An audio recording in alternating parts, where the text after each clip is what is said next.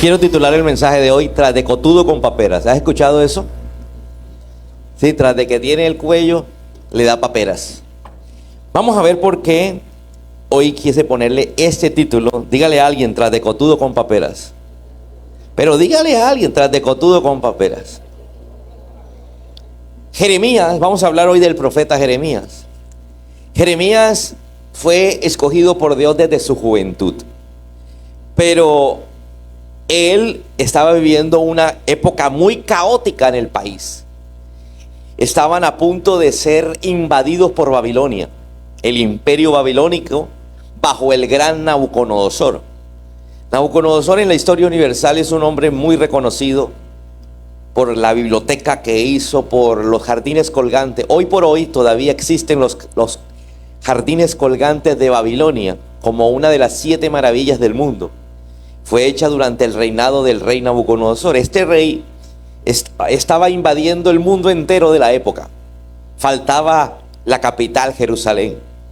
El rey Sedequías se defendía. Trataban de atrincherarse. Y Jeremías vivía en esa sociedad, una sociedad a punto del exterminio. Una sociedad a punto de la crisis total. Había tanta hambre que la gente no tenía para comer. Y a Jeremías Dios le da una palabra y empieza Jeremías a profetizarle al rey que se entregara. Parecía absurdo que Dios le mandara a decir al profeta de Israel que el rey de Israel se entregara. ¿Pero por qué decía esto? Porque Dios quería tener para con el rey y su familia y todo el pueblo, quería tener cierta benevolencia. Dios quería que no los mataran.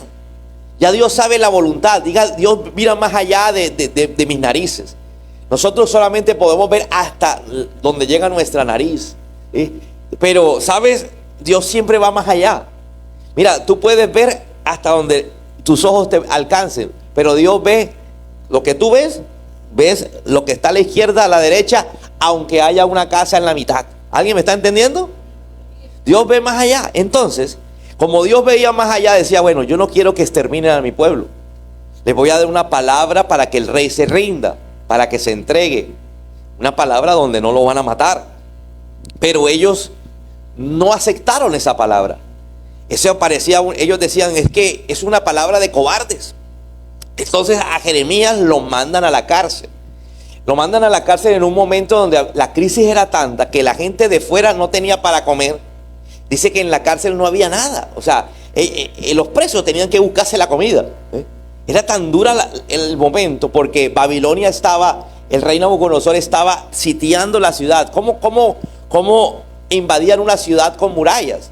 Pues la rodeaban y pasaban meses hasta que allá se morían de hambre. ¿Sí? Cuando ya dejaba de llegar agua, porque nadie podía salir a buscar agua, nadie podía salir a buscar comida. Entonces, hasta que se le acabaran los recursos y terminaran rindiéndose, ¿sí? O terminaran saliendo a pelear, pero salían a pelear en desventaja porque estaban cansados, estaban atemorizados. Entonces, llevaban bastante tiempo ahí y ya la gente de Jerusalén ya no aguantaba más ese sitio. Estoy hablando sitio con ese, rodeando la ciudad, ¿sí? Y Jeremías, para remate, en la cárcel. Diga conmigo: en la cárcel. Quiero hablarle hoy a aquellos creyentes que están haciendo la voluntad de Dios, que están caminando con el Señor, pero a pesar de eso están en una cárcel. ¿Qué es estar en una cárcel? Estar en una cárcel es estar privado de la libertad. Diga conmigo: privado de la libertad. Usted me dirá: pastor, yo no estoy en la cárcel. Pero usted está privado de la salud. Usted está privado del gozo. Usted está privado de ser feliz. ¿Por qué? Porque hay una cárcel espiritual que lo tiene usted, donde todos los días vive amargado. Yo no sé cuántos están en esa cárcel de la amargura. Todos los días tiene que pelear. Todos los días tiene que amargarse el día. Todos los días. Mira, no importan las excusas, están en la cárcel. ¿Correcto? Hay gente que está en la cárcel económica. Es decir, tú no puedes salir a buscar el recurso. Pareciera que nunca lo encontraras, ¿sí? Entonces, en esa cárcel en que tú vives, llámese emocional, llámese salud, llámese económica, llámese familiar, llámese como se llame, se encontraba Jeremías. Dígale que está a tu lado, tú estás en tu cárcel, yo en la mía. Hay cosas que nosotros queremos lograr, pero no somos capaces de llegar a eso que queremos lograr. ¿Cuánto les ha pasado? ¿Cierto? Entonces eso es una cárcel. Todos nosotros estamos en cierto momento en una cárcel. Jeremías fue mandado a la cárcel haciendo la voluntad de Dios. Yo le estoy hablando no en una cárcel como consecuencia de tu pecado, no en una cárcel como consecuencia de tus errores. Estoy hablando de una cárcel espiritual como consecuencia de caminar con el Señor. Amén. Bueno, entonces Jeremías estaba en la cárcel y mira lo que le pasó. Jeremías 38. Así que los funcionarios sacaron a Jeremías de la celda. ¿De dónde? Y lo bajaron con sogas a una cisterna vacía en el patio de la cárcel. Diga conmigo, tras de cotudo, con paperas. Tras de estar en la cárcel, ahora estar en la cisterna. Una cisterna que no tenía agua. Cuando la cisterna no tiene agua, el fondo se vuelve un lodo, se vuelve una tierra arcillosa. Y dice que esa cisterna que estaba en la mitad de la cárcel, que en un momento dado fue, como su nombre lo indica, cisterna que producía agua, pero en ese momento no había agua, pertenecía a un tal Malquías, miembro de la familia real. Continuemos. La cisterna no tenía agua, pero Jeremías se hundió en una espesa capa de barro que había en el fondo. Diga conmigo, se hundió. Él estaba mejor en la celda, ¿correcto? Aunque estaba en la cárcel. Pero en un momento dado es sacado de la celda. ¿Por qué? Porque le dio una profecía al rey diciendo, tienes que entregarte o si no morimos, van a morir todos los funcionarios, vas a morir tú, mira, te van a sacar los ojos, van a someter a la ciudad y no van a dejar nada. Pero si ustedes se entregan, Dios va a tener misericordia y no los van a matar, nos van a llevar cautivos a otro lugar, a algunos los van a dejar acá, pero no van a destruir la ciudad, no van a matar a nadie. Ellos no aceptaron eso, lo sacan de la celda, lo llevan y lo lanzan con unas sogas, lo bajan. ¿Cómo sería de profunda? Yo quiero que usted analice cómo sería de profunda la cisterna que lo bajan con sogas. Entonces lo bajaron allí y él se estaba como hundiendo. Diga conmigo, hundiendo. ¿Cuántos han sentido que están como metidos en un lodo donde usted no puede salir de allí? ¿Alguien me está entendiendo? Te pregunto, ¿cuál es tu cisterna? ¿Sientes que estás en la enfermedad y no puedes salir de allí? ¿Sientes que estás en la soledad y sientes que no hay nadie que pueda sacarte de ahí? ¿Será que familiarmente te sientes en una cisterna, mujer? Estás ahí metida y sientes que no vas a salir de ahí. Por más que luchas, ¿qué pasa con una persona que está en un lodo y empieza a luchar? Más se hunde. Yo no sé cuántos aquí están luchando en su lodo y en lugar de poder salir, más se hunde. Diga conmigo, más me hundo. Alguien que diga, más me hundo. Así que estoy hablando de un profeta, un hombre de Dios. Le estoy hablando a hombres y mujeres de Dios. Le estoy hablando a personas como Jeremías que amaban al Señor, que buscaban al Señor, pero en un momento dado su obediencia lo llevó a la cárcel. Su obediencia lo sacaron de la celda y lo metieron en una cisterna. En una cisterna que no tenía agua y el barro que estaba se lo estaba chupando hacia adentro. Yo no sé, pero siento en el espíritu que muchos, mientras estoy contando eso, sienten que su vida hoy es así. Están ahí hundiéndose. Diga conmigo, ¿qué hago? ¿Qué haría usted si cada vez que se mueve se hunde? Cada vez que trato de hacer algo por la economía, presto por aquí y más endeudado estoy. Cada vez que trato de solucionar el problema en la casa, más problemas se forman. Terminamos en una discusión peor. Es que cada vez que trato de comportarme mejor, mis padres cada vez me humillan más, me violentan más, dirá alguno. Te sientes incomprendido. Tratas de que te comprendan, pero al contrario, te comprenden menos. Y ahí estás en tu lodo. Pero yo me imagino a Jeremías, la Biblia no lo dice, pero si usted sabe quién era Jeremías, entiende que Jeremías era un hombre de oración. Era un hombre que escuchaba la voz de Dios. Un hombre que hablaba la palabra del Señor. Yo me imagino a Jeremías moviéndose lo menos posible y más bien moviendo su boca para que el poder de Dios viniera sobre él. Yo me imagino a Jeremías cantando, levantando alabanzas al Señor en medio del problema, en medio de que si de pronto movía mucho la boca, el movimiento lo hundía un poco más. ¿Y sabes qué pasó? Dice la Biblia, pero el etíope Ebed-Melech, un importante funcionario de la corte, se enteró de que Jeremías estaba en la cisterna. ¿Quién lo mandó a la cisterna? Los funcionarios. Y los funcionarios fueron y le dijeron al rey: rey, mire, Jeremías es un traicionero. Él es del bando de Babilonia, porque él está diciendo que nos entreguemos. Y el rey dijo: bueno, hagan lo que quieran. Lo metieron en la cisterna. Pero había un etíope, alguien que, escúchame lo que te estoy diciendo, no era del país, no era de la iglesia, pero es alguien movido por Dios. ¿Para qué? Para que fuera, y dice, en ese momento el rey estaba en una sesión junto a la puerta de Benjamín. Es decir, el rey estaba ocupado. Si él esperaba hasta que el rey terminara su sesión de gobierno, pues Jeremías se iba a morir. ¿Por qué? Porque se lo iba a tragar la tierra, se iba a ahogar. Entonces dice que Ebed-Melech salió del palacio a toda prisa para hablar con él. Entonces dice: mi señor y rey, dijo, estos hombres hicieron un gran mal al poner al profeta Jeremías dentro de la cisterna. Pronto morirá de hambre porque casi no hay pan en la ciudad. Entonces el rey le dijo a Ebed-Melech: toma contigo a unos 30 de mis hombres. ¿A cuánto? Y saca a Jeremías. Te pregunto, ¿para qué tanta gente? Para sacar a alguien de 2 metros de profundidad. ¿Será que estaba a 2 metros? Yo te pregunto, ¿cuántos metros debajo de la tierra cree que estaría Jeremías para mandar a 30 de sus hombres?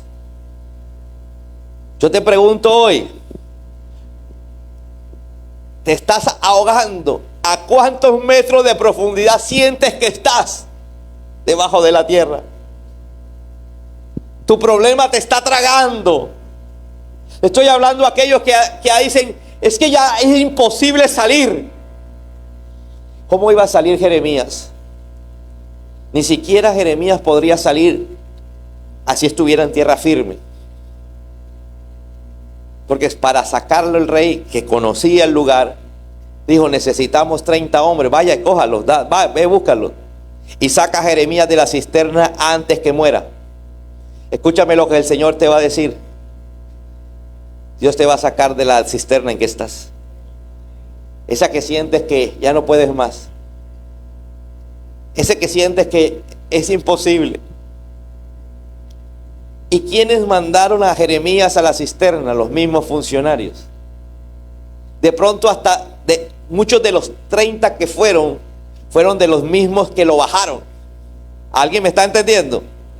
Dios va a hacer lo que sea para que tú puedas sentirte que sales de la cisterna, aunque cuando te saquen de la cisterna sigues en la cárcel. Amén. Pastor, pero ¿por qué no lo sacas de la cárcel de una vez y todo?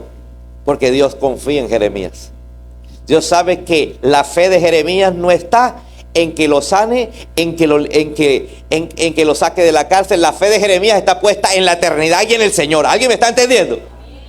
Cuando uno tiene la fe puesta en lo correcto, es que hay gente que tiene la fe puesta en la sanidad, en la plata, es que se componga el matrimonio, es que los hijos sean obedientes. Tu fe no puede estar puesta en eso. Tu fe tiene que estar puesta en el eterno. Tu fe tiene que estar puesta en Él. ¿Alguien me está entendiendo? Y por eso Jeremías, aunque estaba en la cárcel, aunque estaba después dentro de la cárcel en la cisterna, él seguía colocando la mirada en el eterno. Dígale que está a tu lado, ¿estás entendiendo? Hay gente que la fe la tiene puesta en el negocio. La fe la tiene puesta en el marido. La fe la tiene puesta en que me van a dar la pensión. Es que me va a ayudar el gobierno. ¿Sabe? Eso es una fe equivocada. Porque la fe viene de Dios. Procede de Él. Y es para creer en la eternidad. Amén. Si tú tienes puesta la mirada en la eternidad, no importa en qué cárcel estás, no importa que en la cárcel estés metido en una cisterna, tú sabes muy bien quién es tu Salvador y Él te va a dar, aunque mueras, te va a dar eternidad. ¿Cuántos dicen amén a eso? Dile que está a tu lado, por eso sonríe, por eso vive gozoso, lleno de paz, porque tu mirada no está puesto en lo que ves. ¿Qué veía Jeremías? Tierra por acá, tierra por acá, tierra por acá, lodo por allá. Y por allá una lucecita, por allá arriba. Entonces, ¿qué veía él? De allá viene mi salvación. Si me sacan vivo, gloria a Dios. Pero si salgo muerto, gloria a Dios, porque estaré allá. Amén. Así que Bet-Melet se llevó a los hombres. ¿A cuántos hombres? Y fue a la habitación del palacio que estaba debajo de la tesorería. Allí encontró trapos viejos y ropa deshecha que llevó a la cisterna y lo bajó con sogas a Jeremías. Bet-Melet gritó a Jeremías: ponte estos trapos debajo de tus axilas para protegerte de las sogas. Cuando Jeremías estuvo listo, lo sacaron. ¿Sabes? Era imposible sacar a Jeremías si no habían trapos debajo de las axilas. Amén. Porque la distancia era tanto que cuando llegara allá, hasta sin brazo hubiera llegado el pobre. Porque imagínense, ¿para qué 30 hombres? Para cargar a uno solo. Era que la profundidad era tanta que se necesitaban 30. De pronto no los 30 al mismo tiempo, pero había que hacer relevo. A pesar de tu cisterna que está en la cárcel, Dios tiene cuidado de ti. Escúchame lo que te vengo a decir. A pesar de que estás en la cisterna y la cisterna está en la cárcel, Dios tiene cuidado de ti. O te lo repito, a pesar de que estás en tu cisterna y la cisterna está en la cárcel, Dios tiene cuidado de ti. Amén. Entonces regresaron a Jeremías al patio de la guardia, la prisión del palacio. ¿Y allí qué? Señor, ¿por qué no hiciste el milagro completo? ¿Cuántos han dicho así?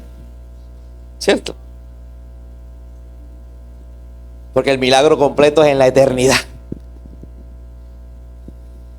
Amén. Diga conmigo, el milagro completo es allá. Mientras tanto aquí viviré en la cárcel, viviré en la cisterna, pero en medio de la cisterna Dios tendrá cuidado de mí. ¿Aló? ¿Quién sabe cuántos tiempo hubiera durado Jeremías con un dolor aquí si no le hubieran puesto los trapos viejos? Mira lo que te vengo a decir. Así sea con trapos viejos, lullidos, rotos, Dios va a hacer que tú puedas salir de tu problema. Amén. Lo que pasa es que a veces queremos situaciones perfectas. Dígale a alguien, la situación perfecta es allá. Por eso tienes que mirar más allá de la cisterna. Jeremías no tenía puesta la mirada que lo sacaran de la cisterna, no, él tenía puesta la mirada más allá de la cisterna. Cuando él miraba para arriba, no miraba la salida del hueco de la cisterna, miraba más allá de la cisterna. ¿Cuántos están mirando más allá? Amén. Y para aquellos cotudos con paperas que viven de problema en problema, ¿por qué no te gozan los problemas y pones la mirada allá? Amén. Porque el evangelio no quiere, el evangelio que predicó Jesús no es el evangelio que aquí todo va a estar bien. El evangelio de Jesús es que allá todo va a estar bien. Amén. Por eso el Señor te dice, aguanta un poco más. Y pasó el tiempo, que dice, pasó el tiempo, y llegó Nabucodonosor después de muchos meses de haber sitiado la ciudad, ya cuando la gente se moría de hambre. Y viene y invade la ciudad, cogen al rey Sedequías, le sacan los ojos, lo matan. Antes de matarlo, lo permitieron ver cómo mataban a cada uno de sus hijos por no hacer la palabra del Señor. Y llega un funcionario de Babilonia, mandado por Nabucodonosor, entra a la cárcel y busca a Jeremías. Le dice, ¿dónde está Jeremías? ¿Quién es Jeremías? Yo soy Jeremías, venga. Me mandaron a que lo cuidara, porque a usted no le va a pasar nada. ¿Quiere quedarse en la ciudad o quiere irse con nosotros para Babilonia? Si se queda en la ciudad, yo voy y lo presento ante el próximo gobernador de la ciudad para que lo cuide. Y si decide irse con nosotros, nosotros lo cuidamos. Escúchame, iglesia, van a haber momentos de dificultad, momentos de cárcel, momentos de cisterna, pero en medio de eso Dios nos cuida. En medio de eso Dios nos protege. Hay una diferencia entre el que le sirve y el que no le sirve al Señor. Hay una diferencia entre el que lo busca y el que no lo busca. Amén. En medio de tu enfermedad Dios tiene cuidado de ti. Te puede sanar como no te puede sanar, porque es la voluntad de Él. En medio de tu crisis económica Dios tiene cuidado de ti. Te puede prosperar como no te puede prosperar. En medio de tu problema matrimonial Dios tiene cuidado de ti. Puede cambiar la situación o la puede dejar igual o peor. Porque al fin y al cabo somos como Jeremías. Nuestra mirada no está puesta en la cárcel ni en la cisterna. Está puesta más allá. ¿Cuántos se identifican con Jeremías?